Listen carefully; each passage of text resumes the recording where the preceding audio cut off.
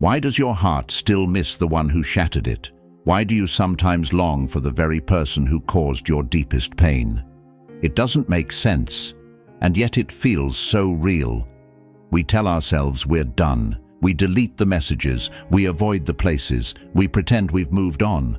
But then, in the quiet of the evening, when the world slows down and distractions fade, their memory returns. Not always the betrayal, not always the argument, but the softness, the laughter, the way their presence once made ordinary days feel special. And suddenly your heart aches, not because you forgot the pain, but because you remember the love. This is the part no one talks about. Missing someone who hurt you doesn't mean you're weak.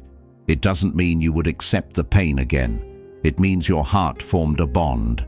And bonds don't disappear just because they ended badly.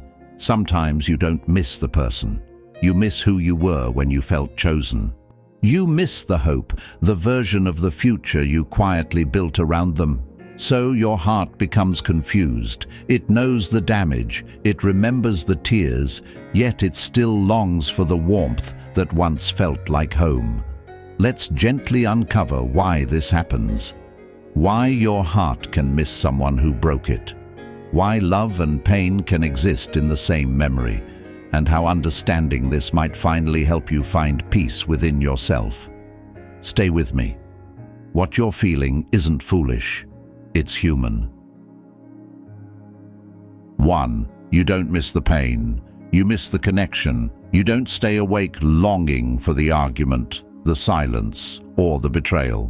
What you miss is something far more delicate. You miss the way they once reached for your hand without thinking.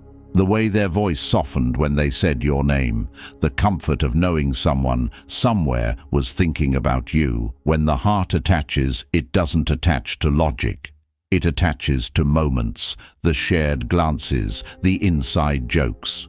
The feeling of being chosen in a world that often feels indifferent, and when that connection ends, it doesn't vanish cleanly. It lingers in ordinary places. A song in the car, the empty side of the bed, a restaurant you haven't returned to. Your heart doesn't just grieve the person, it grieves the rhythm you built around them. The good morning texts, the late night conversations, the plans whispered as if the future was guaranteed. So when you say you miss them, sometimes what you truly miss is how alive you felt during that chapter of your life.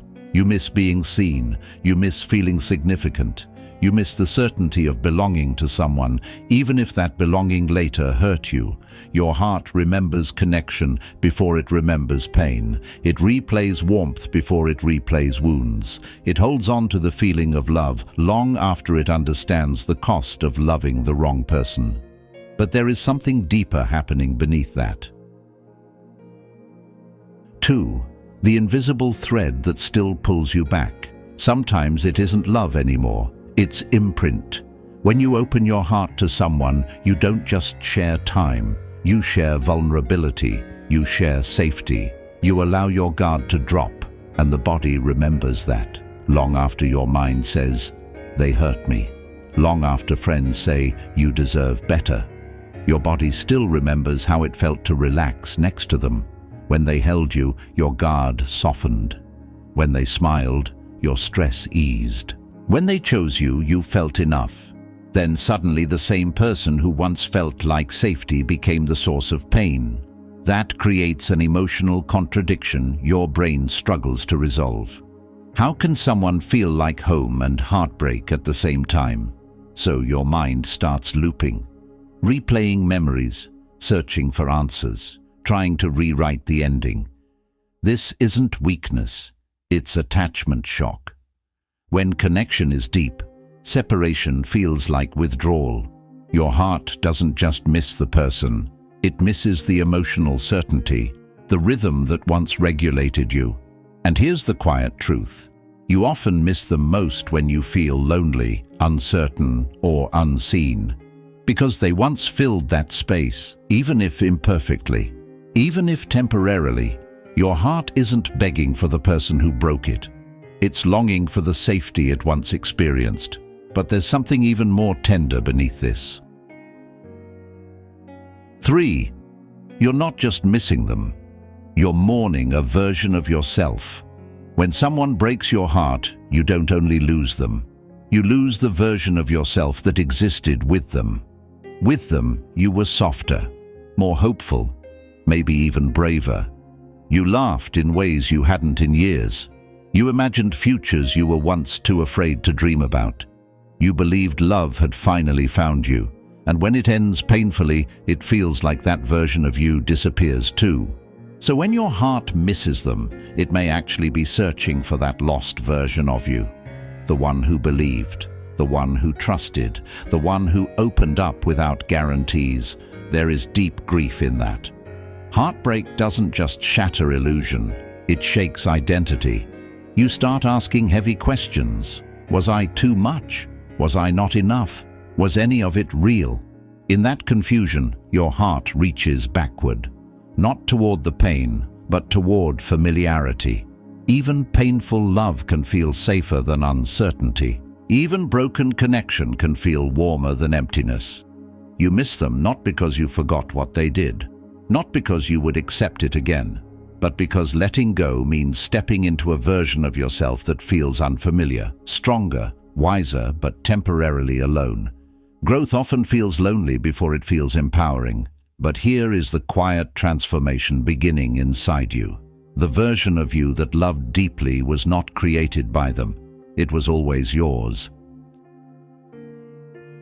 4. When missing them becomes a message, not a weakness. Why does your heart miss someone who broke it? Because your heart doesn't measure love by outcome. It measures it by depth. It remembers how deeply you felt, not how painfully it ended. Missing them is not a sign you should go back. It's a sign that you loved fully. It's proof that your heart is capable of attachment, devotion, and emotional courage. It only becomes dangerous when you confuse longing with destiny. Sometimes your heart misses what felt familiar, even if familiar wasn't healthy. Sometimes it misses the rhythm of having someone there, even if that presence was inconsistent. Sometimes it misses the illusion more than the reality. Healing begins when you realize your heart isn't asking for the person. It's asking for connection, for safety, for warmth, for reassurance. The mistake is believing only they can provide it. The truth is softer and stronger at the same time. The love you felt did not come from them. It flowed through you. They were the trigger. You were the source. Once you understand that, something shifts quietly inside. You stop judging yourself for missing them. You stop feeling ashamed for thinking about them. You stop asking, "What's wrong with me?" Instead, you begin asking, "How can I give myself the safety and love I once looked for in them?" Because you miss someone who broke your heart, not because you are weak. And maybe you've judged yourself for it. Wondered why, after everything, your heart still softens when you think of them. Why certain memories still feel warm even though the ending was cold. Listen carefully. Missing someone who broke you does not erase your strength. It reveals your depth. You loved sincerely. You opened your heart without guarantees. That is not foolishness. That is courage.